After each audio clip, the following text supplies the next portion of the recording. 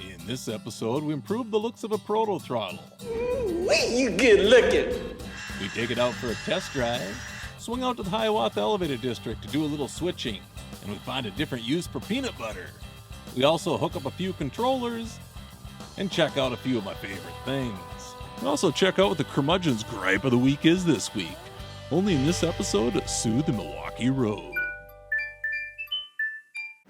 I like the ProtoThrottle so much I ended up picking up a second one. This one's got the auxiliary light switch plate. It's a little detailed, but it goes a long way. It does come with a manual, some simple instructions, along with a double stick tape with a little elastic band that you can help hold onto the throttle if you choose. It does have a neck strap if you want to hang it from your neck. And then the other thing is the difference between the two. Ditch lights versus auxiliary lights. I want the auxiliary lights, so that's what we've got here.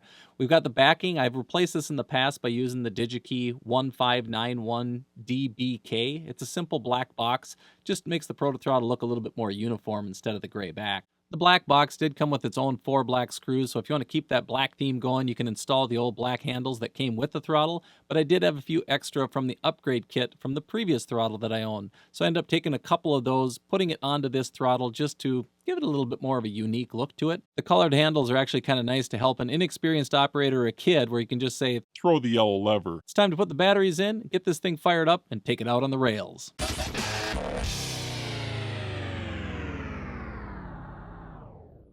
It's quiz time! Oh, shoot. Note the details from this former M&S SW1200. It is MU equipped. It is complete with a crossover walkway, plexicoil trucks, and a roof-mounted gyro light on the cab. This unit also is equipped with a straight pilot plate. Do you know how many former M&S units received the candy apple red paint? Was it A, 1, B, 2, C, 4, or D, 6? We'll find out later in this episode. Frank, stop guessing C! But that's my lucky letter. All right, we're going to take 2 default items. This is right out of the box, and we also have the locomotive that's right out of the box. I did change the address to 1205 instead of address 3. Other than that, you want to look at your ProtoThrottle and see that I've got the receiver hooked up and I'm getting a flashing red light, and that's just because the layout power is not on, but we'll turn it on here. All right, with the layout power on, you'll see that we've got a green indicator, means we've connected. That's a good thing. We're going to connect to this locomotive by going to Set Local, hit the lower left button. We're going to punch in 1, 2, 0, 5. Enter. Once we've done that, this locomotive is now firing up. We've got a horn. We have a bell. Notice that it is extremely loud, or at least it sounds loud to us, because that is just the default volume. We'll turn those down, but we'll turn on our lights here. I have a headlight on the rear. I'll throw my direction, and now I have a headlight in the front. Notice I've not even turned this knob. Essentially our light switch right there, we know that's F0 at the moment. But we'd remap these and we'd reprogram these accordingly when that time comes. But right now we're just looking at the way it is out of the box. So we'll hit our throttle here.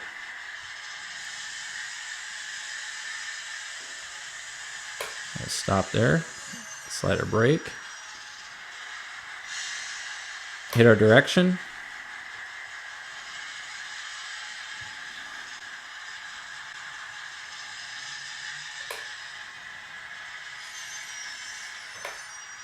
We'll come back one last time.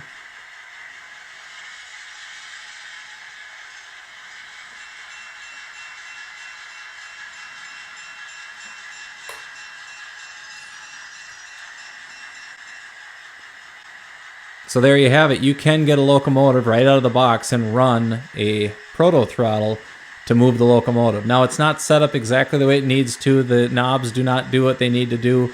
Obviously, the bell works. The horn works. The acceleration, deceleration probably isn't quite where you want it. But at the end of the day, if you're looking to buy one and you just want to plug and play, it is functional. It's just not refined. Prepping for ops. All right, in preparations for operations, I do go through an audit. I don't do this every time because, well, more often than not, if I leave the railroad as it is, it's going to be left as it is. Nobody comes in and switches cars around? So what I do is I end up going through just printing out the actual list of cars. I go into Jamboree and I print out the information that I need. It shows me where the car locations are supposed to be.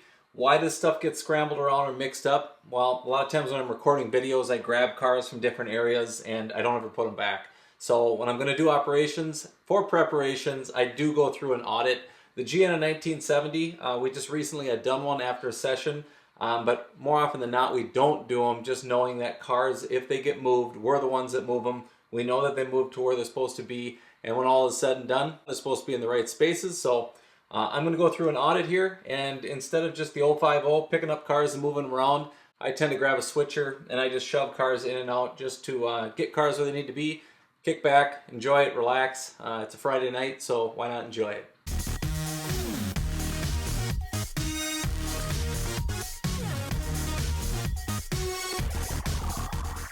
Getting a chance to shuffle your cars around also allows you to find little issues that might be popping up. Like this one had a cut lever hanging down. I repaired it so it doesn't fall down during a session.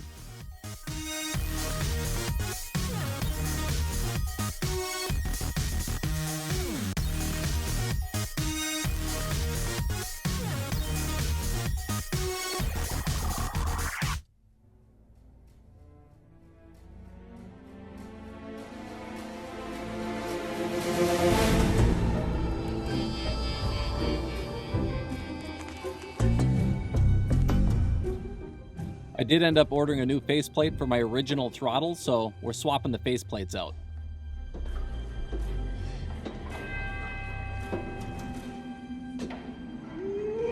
Wee, you good looking. Not a bad upgrade for 2 minutes of work. Under the rails. I was looking to finish the fascia and realized that I needed something that was kind of multi-purpose, so I ended up using peanut butter, smeared it on the front of the railroad, and this is just going to give a nice smell to the room as well. All right, we lied. We got wood filler. I end up just using this Bondo wood filler with the cream hardener.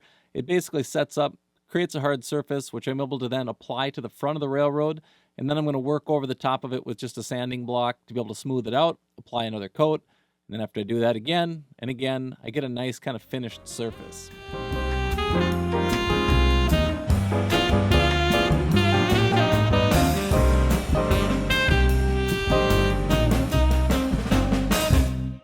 After everything had dried and I had sanded it, I started to install the push buttons to control the servos. I ended up using a framing square with the speed square to be able to line up exactly where I want the next hole to be drilled. I would mark it and then use a 5/8 Forstner bit to be able to drill it out. It's 16mm hole and the button just slides right in.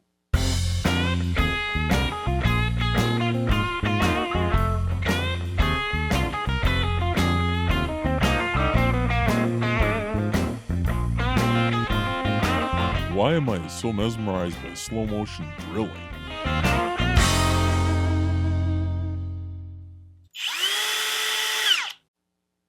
After we've got our hole drilled, it's time to test fit the button. The button itself does just slide in. I don't use any nut or anything to hold it in place. Just press fit and away you go. But before I end up leaving it in this spot, I do have to hook up the wires, so I'm going to actually empty the yard, and then after it's empty, we'll look at how we hook those up. I really didn't have to empty the yard, I just had an excuse to run trains. The real reason I emptied the yard was actually to clean it up a little bit. I probably should have pulled all this stuff out of here before I did any of the work that I was just doing, but live and learn. How old are you? Haven't you learned this already? With all this stuff cleared up and cleaned out, it was time to hook up the servos to the control buttons, and we'll take a look behind the scenes of how that works. All right, I just want to take a moment to show you what we're doing here. I have a piece of ribbon wire. I don't know where this piece came from, but it had preloaded leads on it. I saw it and thought, well, I can obviously use it in the application that I'm going to be showing you. It has these connectors that are already on here. You can buy these connectors separately and put them on yourself. But with these already on here, what I liked about it is I could take 6 leads that'll take care of 3 turnouts and just peel this off and then have a color-coded as well as less wire running all over the place. But what I was doing is taking this lead and then taking the momentary switch and just being able to put the lead up into the socket like this here. And what I would do is leave it out just a little bit, screw it in, and then once it was screwed and mounted in there, I would just bend it back. So then it was coming straight through the hole and ended up having a good connection. So that's what I was doing as far as the leads were concerned. Ends up working out quite well. I did take off this nut, so I didn't have this on there. It just slid in. I have them just pressure fit. I don't put it back on. It works well because all your pressure is pushing in. You're basically pushing it into the hole and not pulling it out. So worked out really well. Very happy with how this has turned out, and hopefully this helps a few of you guys if you're looking to put in very simple control buttons to operate your servos. Now that we got the control buttons covered, you end up just taking those and plugging them into the octacoder, making it pretty easy. Now being able to throw the turnouts with a push of a button. The crossover gets thrown after a press, and then if I want to throw the other crossover, it's as simple as just push a button and that one throws. This making it a lot easier on the operator so they don't have to try to go into a controller and plug in what number or address to throw a turnout. It's just push the button, crossover throws or switch throws, and you're on your way. Making life a lot easier. At least we hope. Can we see some more slow motion drilling?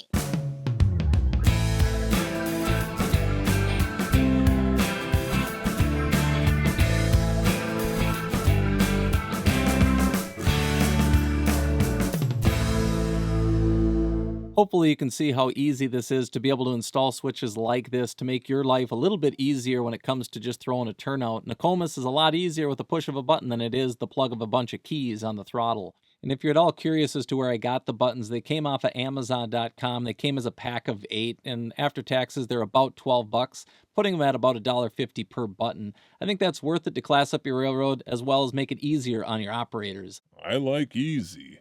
I don't like to think. All right, it's time to get that answer to this week's quiz question. How many of the former M&S units received the candy apple red paint? Did you guess A, 1?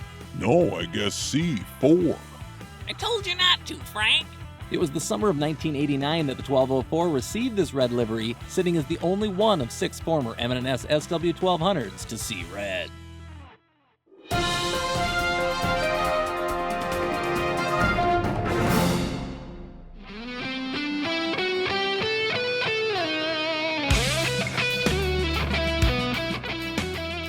When we're talking about favorite things, one of my favorite things is listening to podcasts, and on the railroad front, AML is one of them. I've listened to them for a number of years. I've enjoyed the conversation. There's a lot of variety. Lionel Strang puts together these episodes, and I think audio quality is spot on. That's one thing that I think is important when listening to a podcast. When it is all said and done, I mentioned the variety. There's a lot of content that can be had here. Over 100 episodes. They range between an hour and a half to 2 hours in length. And if you're talking variety, you can even swing over and listen to somebody like Paul Kassar. Or is it Kaiser? Or is it Kazar? Nonetheless, Paul's a great guy, and it was well worth listening to. He's out of Australia, gives you a perspective from the Australian world, what they see as far as the modeling side of things, as well as his connection with the Australian railroad world. Moving on. As far as podcasts are concerned, The Crossing Gate podcast is another fun one. This one I'm a little bit biased to because I have the opportunity to sit down and chat with these guys on a semi-annual basis. Tom does a nice job putting together a great podcast that stays fairly railroad specific. When it is all said and done, the overall content itself is about 45 minutes to an hour in length. The variety of content is definitely there. Everything from what's in your trash can to what's on your workbench. And maybe what's on your workbench ends up in your trash can. Nonetheless, it's a good podcast to be listening to. It's definitely worth dialing in. And the last one I'd like to cover is the Second Section podcast. Now, these are new to the scene. I should say new to the podcast scene. Andy and Mike have both been around for quite some time because They're not children. have you met Mike? when it is all said and done, the Second Section podcast is kind of fun because they bring some variety to the table. They're not only on the audio world, they're also in the YouTube world, so you can find these guys online and see a lot of the stuff that they're talking about. So I have this is I don't know if Oh, you now guys can that's see that. fancy. Yeah, I got some fancy stuff here. Again, I've had the opportunity to sit down with these guys and talk model railroading, so it's a lot of fun. They have segments, which I think is kind of cool. Mike does a real nice job on these short line segments. And build this as a really nice shelf layout. And Andy does a nice job refereeing Mike. Can you zoom in a little bit there, Mike? Where would you like me to zoom in? Just scroll right in. Let's take a look where that endpoint is up at the upper right there, where you were just tracking to, maybe the northeast. Wrong way, Jones. So that's all there is as far as the podcasts are concerned. If you haven't clicked follow, like, subscribe, or anything like that for these particular podcasts that I mentioned, Definitely do so. That is what supports and shares the hobby thanks for checking out some of my favorite things. in the podcast world.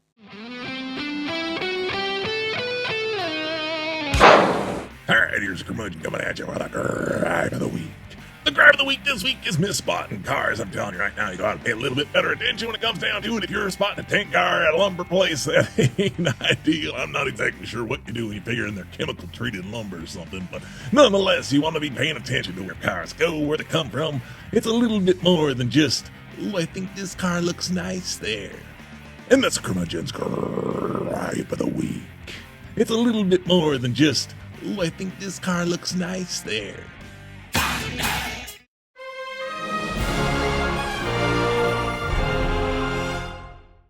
A big thanks to everybody that watches to the end, that has hit like, hit subscribe, as well as made comments in the past. It's those actions that help share this content, so if you haven't checked out other episodes, feel free to do so. You can also check out the tour of the GN in 1970, as well as the past episodes of the GN in 1970. 70s. It's a little bit more than just, ooh, I think this car looks nice there.